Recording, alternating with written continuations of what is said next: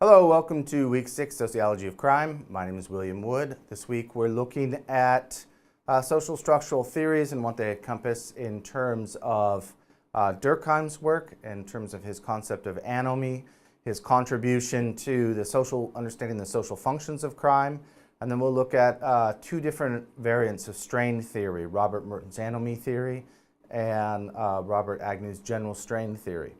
So let's go ahead and get started. This short lecture, we're looking at the works of Emile Durkheim. We'll say a little bit about Durkheim's sociology and his notion of social solidarity. This encompasses this notion of anomie, which you should pay close attention to in terms of your upcoming assessment. We'll look at his social functions of crime and his contributions to the development of the paradigm of sociological functionalism. The next short lecture, which we'll do following, is looking at strain theory specifically, including Merton's theory of anomie, Agnew's general strain theory, as well as some critiques and contemporary uses. So let's go ahead and get started then. As we mentioned in week 1, this figure here, Emile Durkheim, generally credited as being really the founder of sociology. Auguste Comte uses the term sociology, and he's often credited with the term, but Durkheim is the first professor of sociology in France, and he really sets forth a lot of the framework for the contemporary development of sociology in the early 20th century. So he's certainly considered the founder of the functionalist paradigm. He comes from a long line of Jewish rabbis. This is important not because he's particularly religious, but because he pays close attention to the role of religion as a type of social solidarity or social cohesion. We'll talk about that a little bit more in this lecture. Like Marx, Weber, and others, he sought to make sense of the tremendous social changes and upheavals of the Industrial Revolution and the rise of modern nation states. Remember, he's living at the end of the last century. So this is a time of really significant, huge transformation. Industrial Revolution, the fall of nobility and the landed aristocracy, all of this has happened within 100 or 150 years.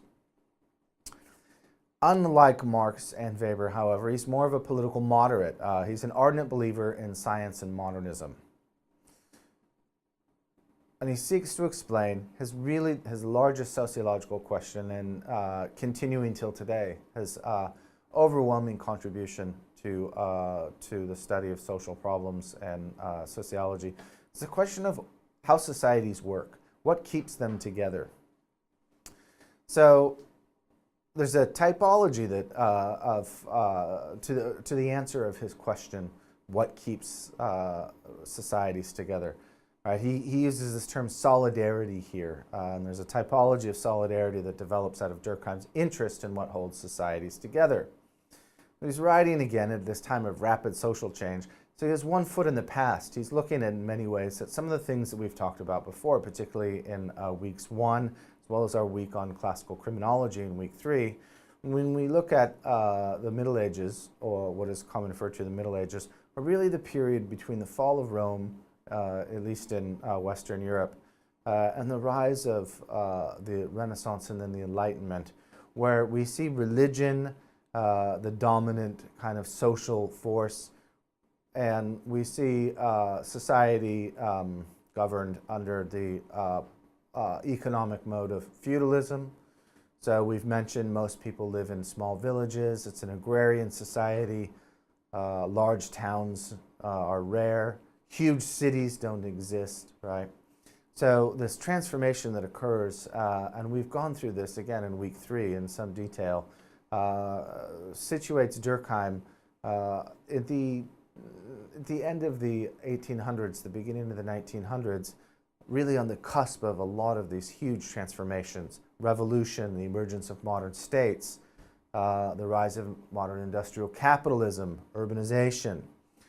So one of his questions, or his primary question, that drives much of his work, although his work is extremely diverse, he wanted to know, among other things, why some societies are able to maintain social order or cohesion better than others. Why is it that some societies transition, for example, into modernity better than others? What are the effects of this rapid social change on people, collectively, but also individually. So another way to think of this is, he asks, what is the glue that holds society together? And he calls this glue different things in different places. Sometimes he refers to it as a type of a moral order, or in other places a type of collective consciousness.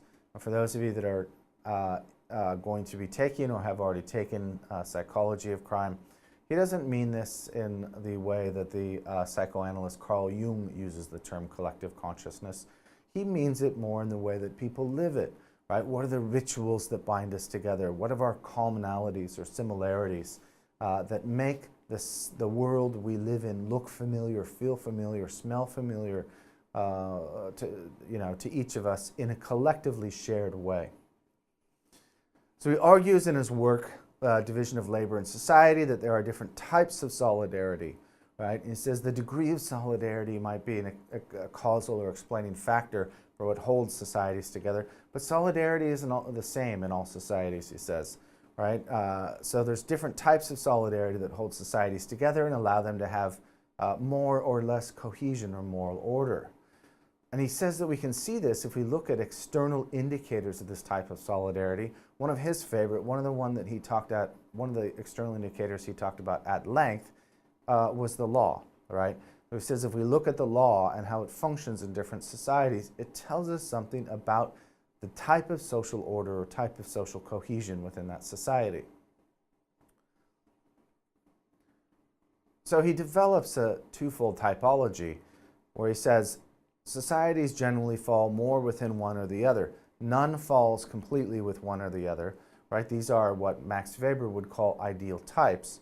But generally speaking, Durkheim argues, we can look at the law and we can look at the way that society responds to things like transgressions of the law, deviance, etc., to get a sense of the type of social order or social solidarity exhibited by that particular society. So the first one he calls mechanical solidarity. He uses this term mechanical not to describe machines of the Industrial Revolution, but to describe the types of interactions between individuals as rigidly conforming to tightly held beliefs and rituals. So he's really talking about here about the possible range of people's emotions, people's interactions as being mechanized somewhat, really held in place by tight or powerful forces of informal social control. One primary indicator of mechanical solidarity, he says, is the primacy of laws that physically punish those who break them. Remember, going back to what the sociologist Stephen Fole calls the demonic perspective of deviance. This is a perspective that uses physical punishments as a primary reproach or as a primary response to serious deviance or to serious criminal behavior. The sociologist Anthony Giddens defines mechanical solidarity as societies in which the principal bonds of cohesion are based upon mechanical solidarity, consist of juxtaposed political familial groups which are very similar to each other in their internal organization, because the members of the various clan groups all adhere to the same set of common beliefs and sentiments. So one type of punishment, or to go back to our week 3, one of the dominant social logics of punishment within a society typified by mechanical solidarity would be retribution. Remember, this is a type of punishment historically that is carried out at a clan level or an extended family level. So the response of to serious transgression or to serious deviance, to serious crimes in a society typified by mechanical solidarity is often a harsh one, a retributive one. Durkheim juxtaposes mechanical solidarity with what he calls organic solidarity. Some of you will get these confused. You need to think about them not in terms of how we think about machines and organic today. Right? We might think of organic produce and we think, oh, well, this goes back to nature, and then machines is, right? He means it the way in which societies structure people's interactions with each other on a macro level, right? So societies that are typified by mechanical solidarity have lower division of labor. They have higher degrees of social control, informal social control. He juxtaposes this to this notion of organic solidarity in the division of labor where he argues that as societies become more complex, the roles of people in society change. So society itself becomes more of a larger organism. So again, he's not using this term organic to mean anything back to nature. He's meaning it in terms of the growth of the complexity of an organism. Right? So this is typified, he says, by increased division of labor, increased individuality, importantly, personal anonymity. Right? Not everybody in the village knows what we're doing anymore. We can live in a city where we can do what we want. We have to follow the rules still, but those rules are really much wider than they would be in a small traditional hamlet or village, in terms of, you know, if I want to have purple hair, if I want to go to work or not go to work. Right? The ability of me to make decisions for myself as an individual is far greater in a modern urbanized setting than it would have been in a 14th century village or hamlet in the south of France. So declining importance then of a collective consciousness. Right? So the village has much less of a say in many ways over what I'm able to do. Of course, modern sociologists recognize that this doesn't always cut the same way. There are important gendered aspects to this question, also important aspects around things like race, the history of colonialism and slavery. But all things being equal, Durkheim would say, certainly the individual today has, on average, at least in Western society, far more individuality and potential for anonymity, and is influenced by a far less powerful collective consciousness. We see importantly here, when we think of the law as an indicator of the type of organic solidarity, Durkheim argues that this is typified by less by retributive law than by reparative law or restitution. So think of the rise of civil courts here. Civil courts take on a huge function in modern Western industrial society. Most of our conflicts are settled through civil courts. Your neighbor, chops down your fence. You don't go and exact vengeance. Take your neighbor to court, right? So there's a huge growth in civil law, or even types of restitutive criminal law. Restitution, obviously, but also things like community service, fines, etc., that grow in and increase in their scope, taking the place of more retributive functions of criminal law. Solidarity still exists, he says, in this type of setting, but it's largely through cooperation between people who don't even necessarily have to know each other, right? So we see this in the increased specialization of labor. Right? It's not enough to have one engineer. We now have 100 types of engineers. Not enough to have a town doctor. We now have 100 types of doctors. Right? Most of the doctors that treat me, I'll never know in my life, except in a professional setting. But he says the higher the degree of cooperation between these increased specialization of labor, the more, again, it typifies this concept of organic solidarity. So Giddens notes then here solidarity stems not simply from acceptance of a common set of beliefs and sentiments, but a functional interdependence on a division of labor. So my doctor and I can share different religious beliefs, right? It's not the single belief that ties us together anymore. But we have to share a certain amount of belief in things like, is medicine actually effective? Does the doctor know what he's doing? And vice versa, whatever my job is, right? So our dependence becomes more functional on the increased division of labor, less functional related to shared beliefs or moral sentiment.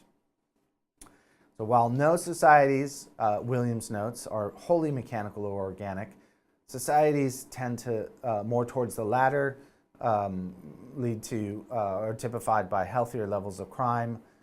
Most likely mechanical societies is they have a natural cohesion, right? And this natural cohesion is this shared beliefs, shared religion, shared sense of right and wrong.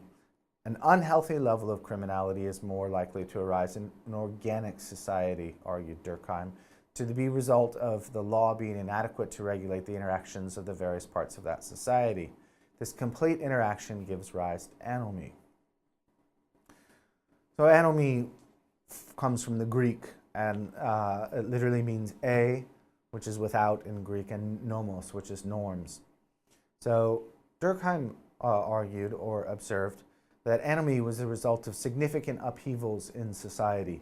Things like financial crisis, things like the Industrial Revolution, things like rapid evolution of markets or war or other things that created social change at a rate faster than the ability of people to develop new normative frameworks, right?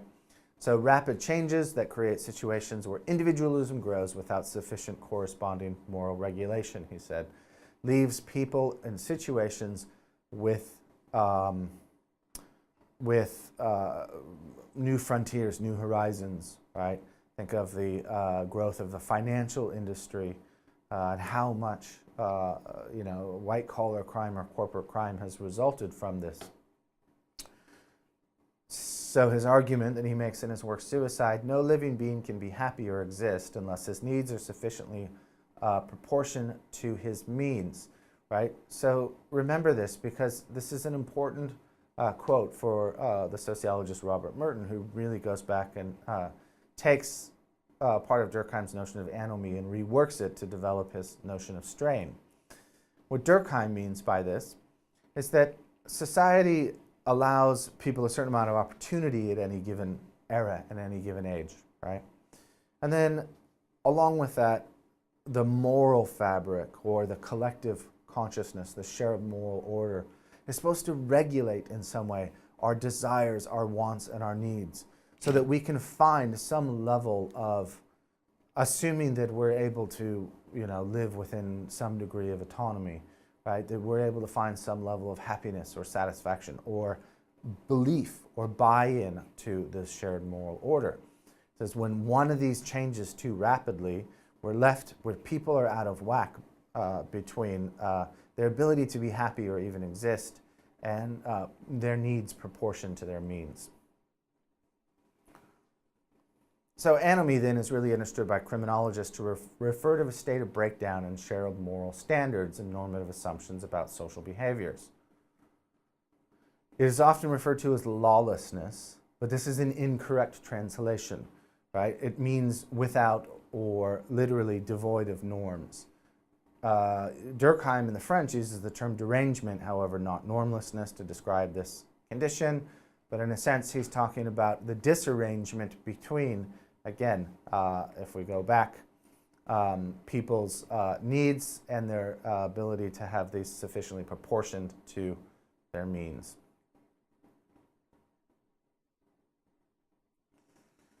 So then for Durkheim, traditional societies are less likely to evidence anomie. They change much more slowly. First of all, we don't see rapid evolution, rapid deviation.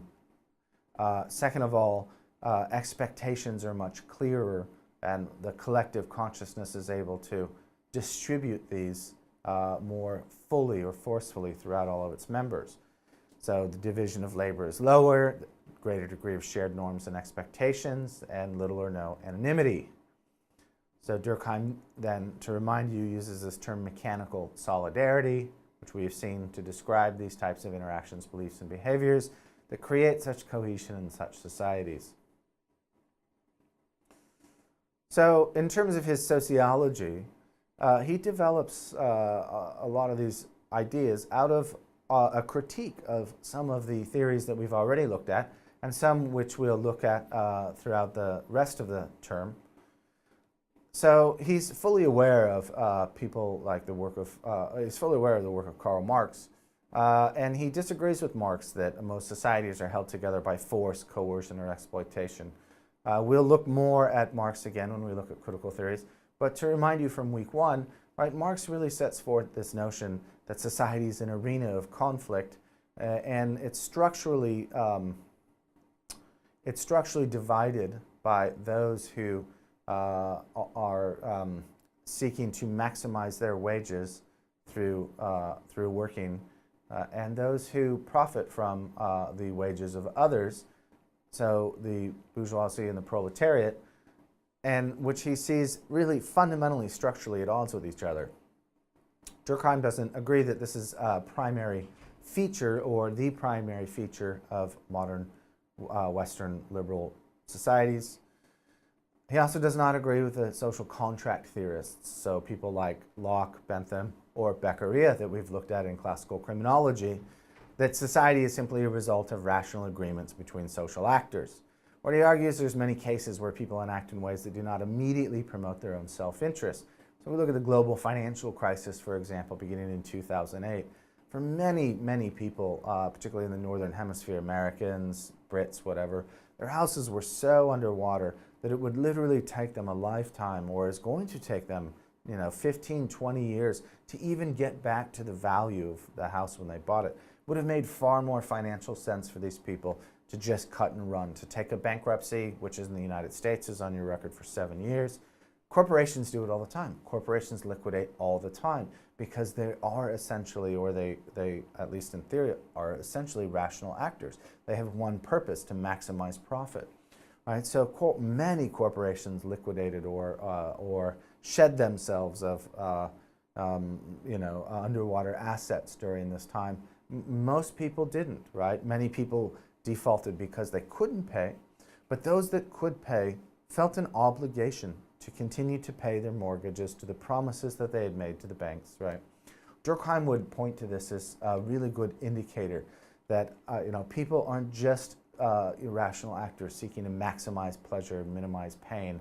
That this economic model misses in some way really fundamental a priori types of relationships that we have with each other, implicit agreements about how the world should be, what's right and wrong, what's moral and immoral, what's ethical or unethical, right?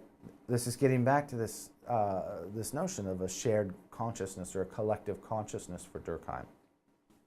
He says there must be another explanation of what holds society together. Right? What holds society together, he says, are really this ritual, right? These fundamental rituals that are shared among people that become social reality, right? So if we look at this thing called moral order, if we go back and look at this thing called a collective consciousness, where does it come from? He says it comes from the thousands and millions and billions and trillions of ways that we do things together collectively, right? That you Australians go to the Anzac, dawn ceremony collectively. We Americans, I don't know, watch the Super Bowl collectively, or not. New England Patriots haven't really been that popular lately. So,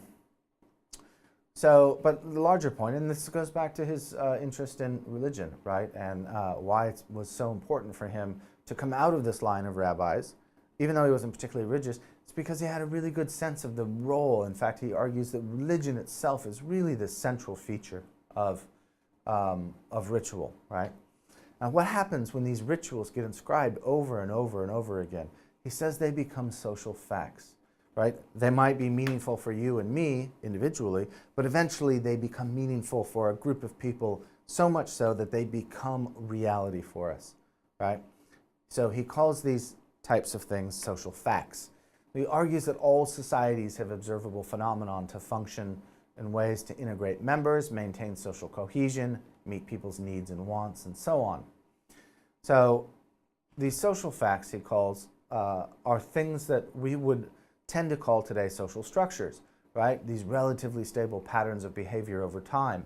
This is this definition that we've already looked at that I use frequently. And he says at the core of these, in some sense, why they're meaningful for us is because they organize our life in ritualistic ways.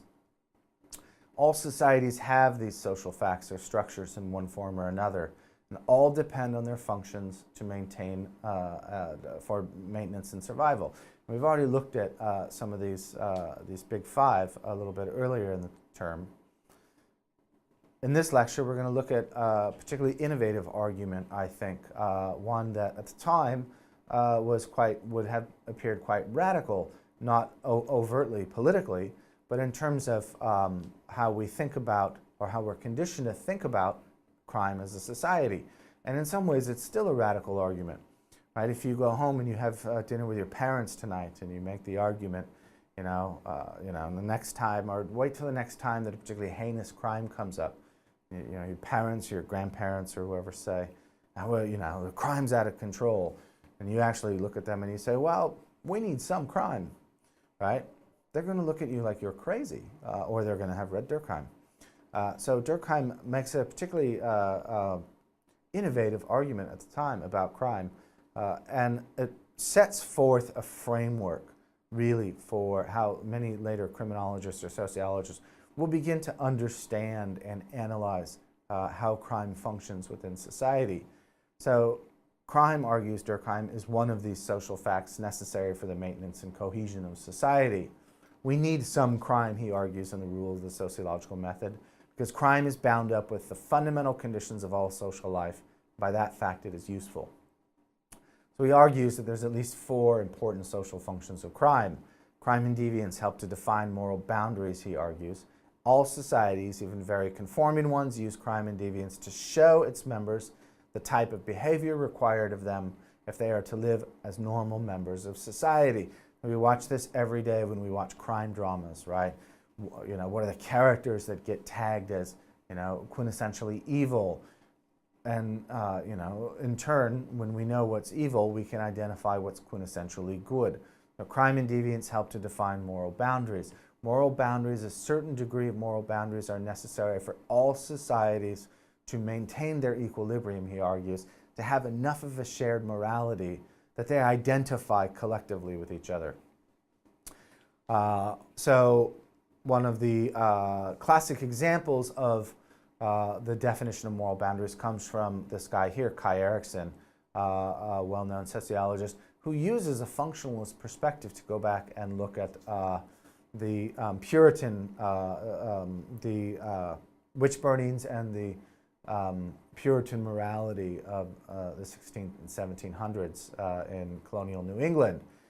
Erikson notes, and this is a quite famous passage from sociology, boundaries are never a fixed property of any community. They're always shifting, right? So Durkheim is quite clear as a sociologist, what we're looking for is the ability to define these boundaries. Not that they're always the same. In fact, they're generally changing, somewhat imperceptibly maybe to its members, but they're changing in response to both internal changes as well as external forces or pressures. So they're always shifting as the people of the group find new ways to define the outer limits of their universe, new ways to position themselves on the larger cultural map. Like an article of common law, boundaries remain a meaningful point of reference only so long as they're repeatedly tested by the persons on the fringes of the group, and repeatedly defended by persons chosen to represent the group's inner morality. Like this insider-outsider dialogue plays out over and over and over again. So you can think of many contemporary examples. You know, think of the immigration debate in Australia right now, right? Whether or not we should allow, you know, boatloads of immigrants to land on Australian shores, whether it's okay to house them in offshore facilities, right? And think of the way in which insiders and outsiders, right? Those who make the argument that they should be able to land, pushing those boundaries. In some sense, those who make the argument that they shouldn't, trying to bring those boundaries back into a much smaller, tighter group. You know, this begs the question of who are the real Australians. Right? It's a really good way to think about how to use a functionalist analysis to get a sense of, and Durkheim isn't saying, he's not commenting on the morality of these, right? In a sense, he's trying to give us tools to think through the functions of, you know, what we might call today boundary work or boundary divisions, right? The second social function of crime and deviance, is to help articulate group solidarity. Okay, this goes somewhat hand in hand with the first. Here we have the creation of us-them, where deviance serves the function of creating and solidifying norms by which groups define themselves and ostracize outsiders. Again, when you look at many contemporary examples, you see this all the time. Always implicit, if not explicit, in the language of those who define others as deviants is us being the normal. So there's often a we language, and then the deviant being an individual or in some sense, you know, outside of the group. So the best example I can give you of this is September 11th, where, you know, the day after September 11th, the French newspaper Le Monde ran a headline in French that said, "Today, we're all American." And then America went and disabused much of the world of the nations of the world after that, but at least for some time, there was a real spirit of solidarity with America after the bringing down of the World Trade Center, the bombing of the Pentagon. So the third function, crime and deviance function to help society innovate. The American Civil Rights Movement here is a classic example of this, where some but not all deviance or crime, he argues, test these boundaries in ways that require society to innovate to help it adapt. Okay? So in this case, a Durkheimian perspective would have looked at things like the American Civil Rights Movement, where it was pushing boundaries because, in some sense, the argument would go, the legacy of slavery and ongoing discrimination under segregation was so dysfunctional that was harming not only, obviously, African Americans, but society as a whole, right? So responding to this dysfunction, in some sense, those who seek to push those boundaries to help society adapt are often defined as deviant or criminal. Finally, the last function is, that Durkheim argues, crime and deviance function to reduce tension. So he says this can happen in two ways: by scapegoating, in terms of placing blame and cause on someone else's shoulder. Right, in my country, this is going on right now again with this, blaming immigrants.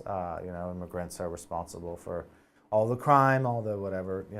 The research on this is definitively not the case, and research from a lot of the Western world shows that first-generation immigrants are often at levels similar or even lower than the countries that they move to in terms of crimes. So it's not an evidence-based at all, but it certainly is an emotion-based argument where groups are often identified as causing all the problems.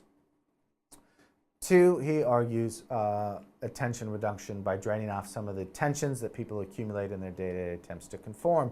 And we're talking about a kind of garden weekend variety, getting wasted, going out, blowing off some steam, minor types of deviance that serve to allow people to push the boundaries in ways that might not be totally accepted, but aren't seen as serious or major transgressions.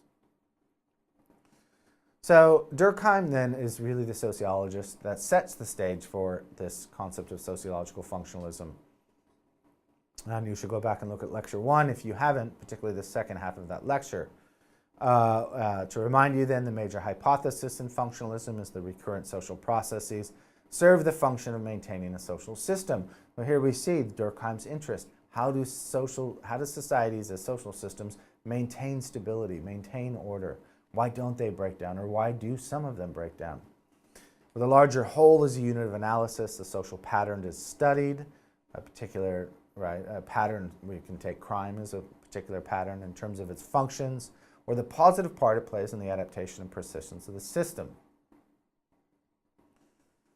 So, to remind you again, this is a macro-oriented paradigm. It really gains prominence in the 1940s and is the dominant paradigm for at least 20 or maybe up to 30 years. It focuses primarily on how societies maintain equilibrium, different parts of society contribute to the operation or functioning of the system as a whole, how societies adopt or evolve, how social structures and institutions meet people's basic needs, and how to explain differences and commonalities between society. Okay, so that winds down our first of 2 lectures for the week. Next lecture will, as I said, go into looking at how Robert Merton and then later Robert Agnew both develop and utilize Durkheim's work in different ways to talk about this concept of strain as an explanatory factor in crime and serious deviance in people's lives.